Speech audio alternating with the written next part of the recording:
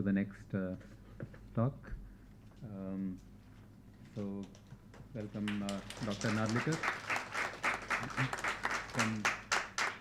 from ISER Pune to talk about statistical algorithms for decoding regulatory information. Thank you for the introduction, and thank you for the invitation, Chirag. Happy to be here. I don't do any population genomics, but genomics. That part there will be plenty of in this talk. So my lab works on developing statistical methods to learn diverse regulatory mechanisms from high throughput data. And I'll be talking today about work specifically done by a very talented graduate student, Anushwa. Okay, and this is part of her thesis work. And I should also thank Sean, Rahul, Julia, and Melanie, who I have interacted with, and they've given lots of inputs about the algorithm, and also some of them have also provided data for this. And also I should mention that a large part of this work was done at NCL, CSR NCL, which is where I was, which is where both of us were until a few months back. Yeah, all right. So my lab is interested in understanding the architecture of regulatory regions. Okay, so these are essentially regions that don't code for genes, but have some effect on the transcription of the gene. Right? So they'll either activate or repress the transcription. And we've seen Ramesh's talk in the morning where he spoke about mutations, right, in non-coding regions having an effect and causing diseases. And that's kind of what we're looking at. Can we understand the architecture of these regulatory regions to a point where we should be able to predict that a mutation at a particular location will cause XYZ, right, or have some effect, or maybe it doesn't have any effect. We would like to find that as well. Okay. So what are these regulatory regions? There are many types of regulatory regions. I guess the intronic splice sites also can be considered regulatory regions because they have some effect on the final gene product. But we are looking at the transcriptional level. And so based on the function that they're perceived to carry out, we categorize them into insulators, silencers, and so on. And they don't act by themselves. They usually bind, they bind to proteins called transcription factors. And this interaction between DNA and protein is usually specific. So these proteins will recognize a particular region and bind there. And here I'm showing an example of an enhancer and a proximal promoter and a core promoter acting together with these different transcription factors to initiate transcription. Right? And now if you go back to the original question of which mutations are likely to be causing an effect, you would say that it is these regions, right, which is where the protein is making contact. Also, I would just like to say if you have questions during the talk, I don't mind. I will stick to the time. Okay, just ask because this is I'm going to talk about an algorithm, so a very specific algorithm. So if there are questions in the previous slide, maybe the next slide doesn't make sense. Okay, so please go ahead and just raise your hand. All right. Okay. So going back to the biology part. So if we could identify all these regions, we would be at a better place because then we would know that a disruption here could a mutation here could disrupt the binding and could have some effect on the complex. Yeah. All right. There are a few problems with it's a hard problem, mainly because if you look at the particular contact that the protein is making, it's usually tiny. Okay? It's like a 6 to 10 or 15 bases long, and these regions occur everywhere. I mean, many places along the genome, and not all of them are really bound by a protein. Right? So just knowing what a protein likes to bind is not enough. And to make things worse, there's also variability in what a protein likes to bind. So this blue protein seems to bind to CAC GTTC here, but at other locations it might bind to slightly different regions. Yeah? And which means that just looking at one string for one protein is not good enough.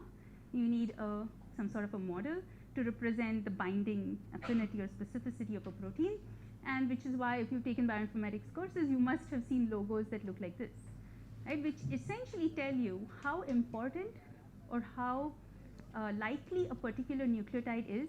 Well, important is something I'm jumping to, but how likely a particular nucleotide is at any position for the protein to be binding to. Yeah? All right. So now, if we could find such a model for every transcription factor, we would be a step ahead, right? And what has really helped are these high throughput sequencing technologies, and not used just to sequence the genome, but like how Ramesh referred to in the morning, the many different ways that they're being used now. And one of these ways is to profile not just get the sequence, but to also profile what is happening along the genome, right? So to measure different biochemical activities at a large scale. And one popular assay to answer this question that I'm talking about is a ChIP-seq assay, yeah, or chromatin immunoprecipitation. So you start off with cells of your choice, right? And you have a protein in your mind that you want to profile, or you want to find binding sites of or locations where the protein is binding.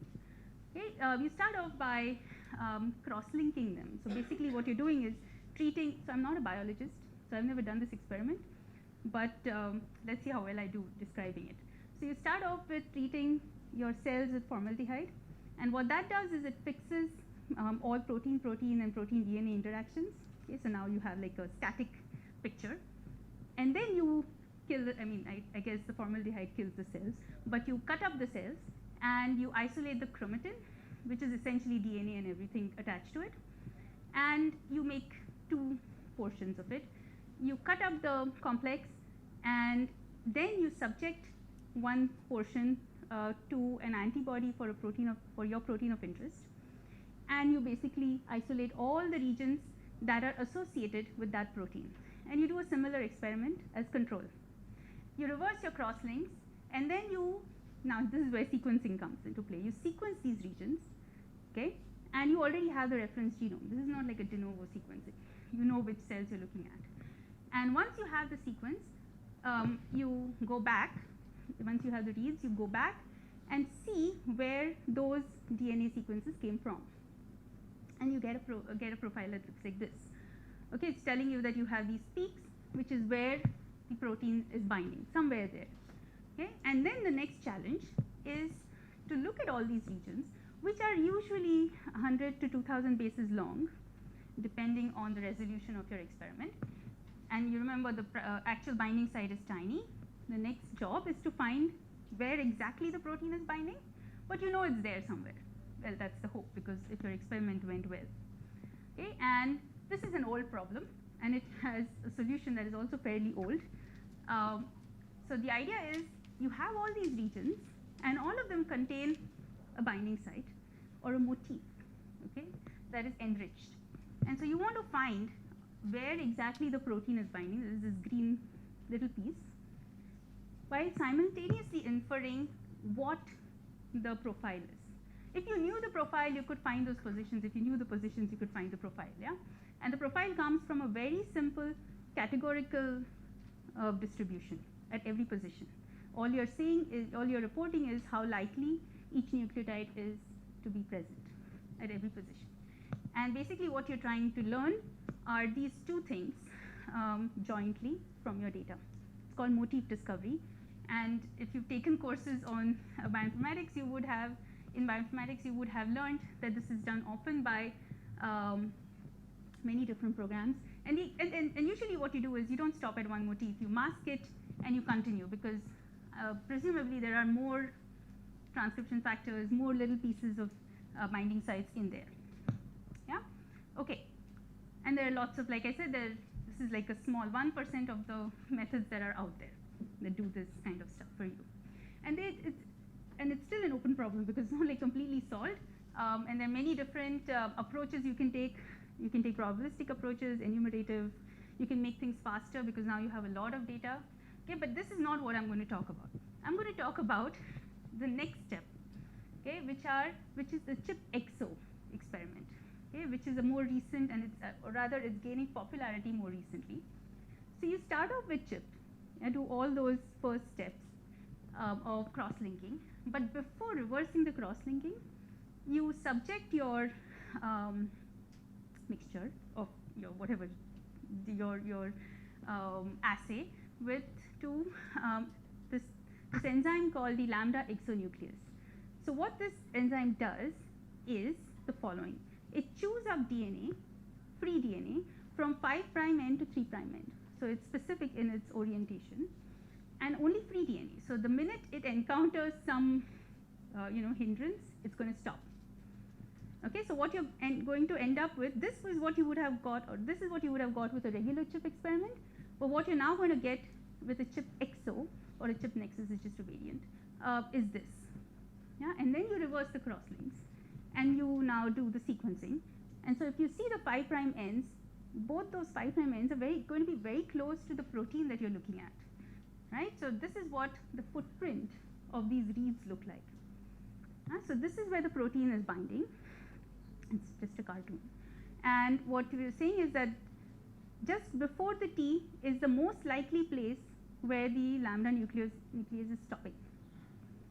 Okay, and sometimes it stops here, and it all depends a lot on how the protein is in, on the structure really, how the cross-linking happened, because that's also one step that has to happen before the lambda nuclease comes through. Yeah, does that make sense? Okay, all right. So this means that you get much nicer, higher resolution data. So this is what you would get with a regular chip-seq experiment. So when you're sort of mapping the two ends, this is what you get with a chip exo experiment. A very, very close reads. Okay? And so what people did was just use a peak finder and align all these regions, and it does look quite good. So you get positive reads on one end, you get negative reads on the other end, and you can look at the corresponding DNA. Okay, so if you've not seen images like this before, let me just clarify what this is. So these are rows of DNA that correspond to each region, okay, and these are the reads. So in this case, they're going from 0 to 2. You get 1 or 2. Sometimes you get more reads than that, depends, I guess, on the coverage and the amplification and so on. Okay, and you see that there is some signal here, but not enough to say that this is a motif. Okay? There isn't enough specificity there. And one of the reasons is, you're just using the reads to align. Probably there's some problem there. It's not a great alignment. The other thing is the motif. There could be many variations of the motif, and so you don't see it out there. So what the way people the original program did the following: exo profiler said that okay, let's use the motif discovery methods that you already know, and look at the DNA and identify the motifs. Okay, this is your first step, and then just look at what the reads tell us around it. So you analyze the reads on top of that. Okay, and then this kind of validates the chip exo experiment, because you do see something there, but you're not really learning anything from the reads, right? You're not really using this to learn that.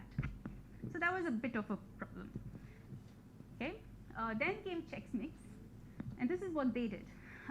They decided to use both together, but they first still relied on using a traditional motif discovery method on the top enriched regions, and based on those they say, okay, we find all these types of motifs, let us look at the reads, let us refine them, and so on. Alternatively, they will do a read-based clustering first and then look at motifs. Regardless of what they're doing, they rely on the top enriched regions. So what you're doing this whole experiment, getting all these regions out of it, but then finally focusing on a few regions which are strong already. Right? So you're essentially getting a majority signal. And so we thought about, how about not looking at the whole data together, so that we can see the smaller, let's say the minority signals in there. Okay, so let's think about what's happening in the biology. Okay, so there are many different ways that a protein, the same protein in the same cell, can bind. Okay, as by itself as a monomer, a homodimer, heterodimer, and so on, or even indirectly. Right? And if you're binding indirectly, then that direct motif is not even going to be present in your sequence. Right? And presumably your cross-linking is going to be lesser, and you're going to get a weaker signal, but there will be signal. And do you want to ignore it? Do you want to ignore all these guys? Probably not. Let's try to see everything that the peak finder gets, and let's see what we can get from, what information we can get from all of them. Okay. The other thing is, because we have exonuclease, we have the chip exo experiment, we also know that all of these probably have a different footprint, right? So we should be able to infer both how the protein is binding and the, where the protein is binding exactly, and the profile simultaneously. So here's pictorially, if you've lost me, this might wake you up. So this is what you're doing. So this is our data. Let's say somebody tells us there are only 3 ways of binding that the protein is binding. There's 3 types. So the idea is, if this is all we have, can we separate them automatically into 3 sets, where every set has one motif, one type, along with its own profile. Yeah, so if you've done machine learning, this is like unsupervised learning, right? You're just clustering, except that you don't know what your features are. So you're learning those as well. So it's not like a simple clustering approach where it's all aligned and you're looking at every parameter or every feature separately. You just don't know what this is. So you have to infer that as well. Okay? But at least we have a handle on what we want to do. Okay? So what's our data then? This is our data. Right? We have our aligned regions. Okay? And we are not going to think much of the alignment, because we know that the alignment is also kind of flawed. But we do know that we can identify peaks. Okay? So let's just look at the ith sequence. So what does that mean? You have the DNA, you have the positive reads, and you have the negative reads. And I'm going to assume that the reads are binary. Okay? I'll come back to this later. So all I'm saying is that the reads are 0 or 1, DNA is ACGT. Okay? This is what we have. Now are the things that we want to infer. Okay? We want to know which binding mode, right? Which of those 3 classes that region belongs to. We don't know that. We want to know where the binding site is, right? Because that is where the DNA region starts. We also don't know the offset between where your signal, the 2 peaks are, right? You don't know what, I'm calling it tau. You don't know how far you are from, because that it's not that you will always, the exonuclease will always stop at A. It could go inside as well, or it could go somewhere behind, because you don't know how the structure of the protein DNA complex is. Right? So you don't know any of these. But you kind of know that this represents a PWM model, the position weight matrix, and we just kind of extend that to our reads, and we say, you know what, this is a categorical distribution over ACGT. My reads are going to be a categorical binary distribution, or Bernoulli distribution, sorry, over yes and no, and similarly for negative. So these are all my unknowns, and I have to do this for each I, right? But if I did know all these values, I could, okay, wait, sorry, I had another animation. So this is this is the profile that I'm trying to learn, right? Okay, so if I knew all these values, right, which I'm going to call theta, I would be able to compute the likelihood. Okay, if you've done Bayesian statistics or probability theory, then this might make a little sense to you. Otherwise, it's no big deal. Okay, if you knew all this, that's great. We can write down the expression, and I'm also kind of using a naive Bayes assumption that if I knew which mode I am in, all my parameters, these are all independent. Okay, but if you have questions about that, I can talk to you later. But those are all our assumptions. And now that we have a handle on the model, we can start thinking about how to learn the parameters. And we use a map estimate. In other words, we are trying to maximize the probability of seeing these values, find the maximal probability given your data. Okay? And there are many, many ways. Once you can write this equation down, there are many ways you can optimize. That's not the point of the talk. The point of the talk is how you come up with a model. But what we do use is a very traditional, well-established, super slow method, MCMC driven. It's called Gibbs sampling, but it works really nicely. Okay? And it's rooted in theory, so there's no ad hocness in there. So we know that it's going to sort of, even if it takes ages, it's going to complete do it. Right? So that's what we use. It's a bit of an overkill because Gibbs sampling samples from this distribution, and you're only going to select the best one. So, but that's okay, it works. Okay? We don't know what is the best M, how many modes, how many splits to make, and so we just vary that and then do another layer of model selection. Things get even slower and slower. Okay? So we do this for multiple modes and then figure out which is the best model. Okay? And I'm not going to go more into the details, but since algorithms was part of the of this this conference, I thought there should be something over here. All right. So that's what we do, and I can discuss more if you're interested. But let's see what the results look like. Right. So this is the same data from earlier. It belongs to a transcription factor called SOX2. Okay. And this is what ChexMix, one of our competitors, does. It finds two subtypes, and both of them are really nice, strong ones, and they have a good basis. So one of them is SOX2, and the other one is an oct4 SOX2, so it's like a heterodimer. SOX2 binding in two different ways.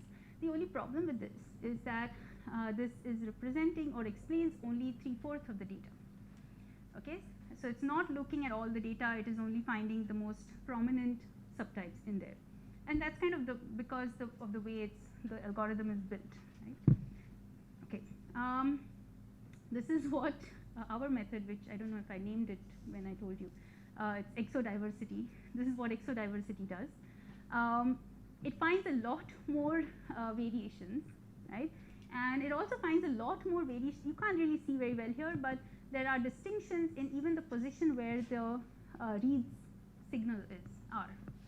Okay, and one of the things we were wondering about was whether it's overfitting somehow. Maybe it doesn't really need all these different variations for SOX2. Although you do see that they correlate with the reads, but maybe it's just overfitting. So we said, let's really, we didn't say, the reviewers said, how different are they really? And so we did some tests and we showed that, I'm going to skip over this lack of time, but they are fairly different. I'm going to show you another example in Fox A1. This is the well-established motif. We find lots of, several variations coinciding also with different reads. And interestingly, we find this additional C, which is reported in literature when it kind of competes with Fox A2. They both like to bind something with a C in there. The other interesting thing is that there is this additional non-Fox A motif, which belongs to another favorite transcription factor of mine, CTCF, and it looks like there's some indirect binding. CTCF is involved in loops, so maybe there's something that Fox A is doing, bringing the complex down that contains CTCF as well. You see that the reads are fewer, but they still make it to be reported as a peak, right? So there is some enrichment, but not enough, and that kind of makes sense because you're not targeting your chip, your antibody is not targeting CTCF. On the other hand, if you do this in CTCF, you do get, when you have a CTCF chip experiment, a chip exo, you do see lots of variations, and that those coincide with the way CTCF structurally is supposed to sort of make contact with DNA. It has all these other additional motifs which it kind of finds out. And once you have this partition, you can do lots of things with it. You can try to see whether functionally they're doing anything different, the regions.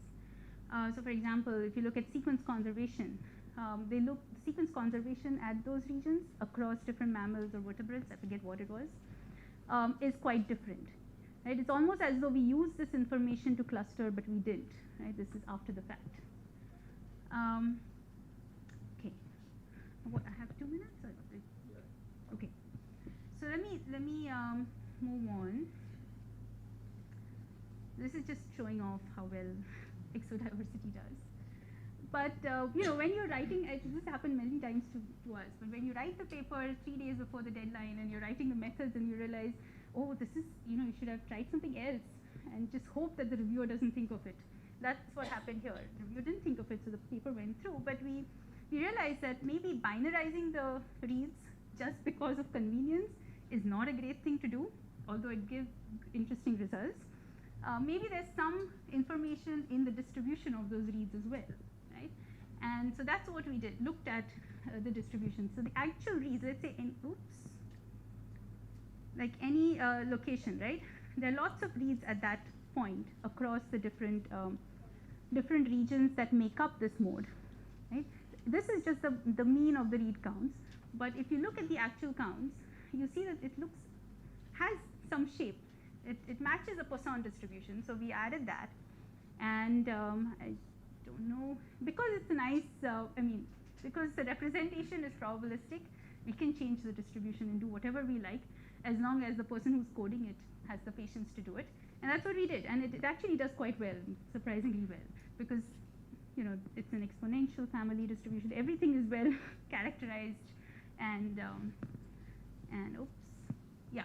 So I don't know if you can really tell very well, but we tested on data where it's very difficult to test because you don't know the truth. So this is one way we thought of doing, where we mix 2 different experiments where we know they're from CTCF and FOX-A, and then see which one does better. And I do not have significance results in numbers here, but it seems to do better. It's still work in progress. Anusha is now running it on more data sets. But okay, so anyway, I come to my summary slide. So what exodiversity does is uses read information along with the DNA to find modes of binding, and with the hope that you're not leaving any data behind. Uses everything that your assay is reporting. And it can actually be extended to other kinds of positional information too. Like maybe you want to use the sequence conservation in there instead of the read distribution. So whatever it is you can put in there that you want to sort of infer, learn, or use. And I think this is what we are working on. We do need new methods to keep up with the new high throughput assays that the biologists are, really clever at coming up with really cool assays, but they're still using things like meme and traditional motif discovery to analyze them. And usually what happens is you find the signature that you're looking for and you're happy. But then what about the other data that you didn't explain? Maybe that's got a lot of stuff in there too. And so that's what we look at in our lab. And we have a lot of things in our diversity suite. So look up, if you work with any of these high throughput experiments, maybe we have something for you. Right? And thanks. If you have questions, I'll take them.